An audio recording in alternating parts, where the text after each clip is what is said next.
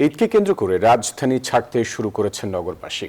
Ticket সংকট, যানজটের ও নিরাপত্তার কথা মাথায় রেখে অনেকেই আগে ভাগে ঢাকা ছাড়ছেন।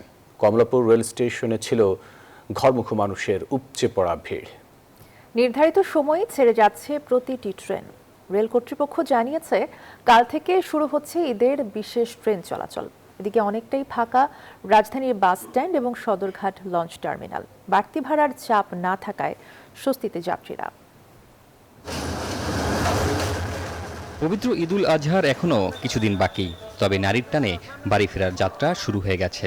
টিকিট সংকট আর শেষ মুহূর্তের ভোগান্তি এড়াতে আগেভাগেই রাজধানী ছাড়ছেন অনেক কর্মজীবী ও সাধারণ মানুষ। সকাল থেকে কমলাপুর রেল স্টেশনে ঘরমুখী মানুষের চিরচেনা ব্যস্ততা। নেই শিডিউল বিপর্যয়, যাত্রীদের নিরাপত্তা নিশ্চিতে সব ধরনের প্রস্তুতি রয়েছে বলছেন রেলপথ মন্ত্রণালয়ের সচিব। Spanish digital print tiles, ATI tiles, এক টাইলসে জীবন পার। একটু চাপ মনে হচ্ছে এখন কম। আমাদের যে ইন্টার ডিপার্টমেন্ট যে সমন্বয়ের বিষয়টি, এদিকে আমরা বিশেষভাবে লক্ষ্য রাখছি।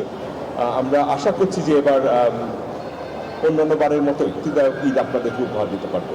এদিকে ভিন্ন চিত্র রাজধানীর বাস টার্মিনালগুলোতে। অনেকটাই ফাঁকা পড়ে আছে বাস কাউন্টারগুলো। যাত্রীদের অভিযোগ নেই বাড়তি ভাড়ার।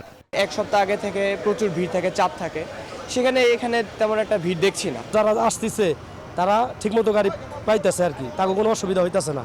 একই অবস্থা সদরঘাট লঞ্চ টার্মিনালেরও। তবে যাত্রীদের জন্য প্রস্তুত বিভিন্ন রুটের লঞ্চ। নৌপথে নিরাপত্তা নিশ্চিতে কাজ করছে কোস্টগার্ড। এখন পর্যন্ত সবকিছু নরমালি আছে। ফ্যামিলির সাথে একসাথে ঈদ করব। আমরা যদি নিজেদের জন্য সতর্কতামূলক ব্যবস্থা গ্রহণ না করি, তাহলে কিন্তু প্রত্যেকটা জায়গায় তো আমাদের এত বেশি জনবল নাই যে সব প্রত্যেকটা জায়গাতে এরকম লোক থেকে এটাকে বন্ধ করার। যাত্রীদের নিরাপত্তা নিশ্চিতে মাঝ নদীতেও কোস্টগার্ডের সর্বোচ্চ টহল ব্যবস্থা থাকবে বলেও জানান বাহিনীর প্রধান। জিহাদ জাহিদ, নিউজ 24, ঢাকা।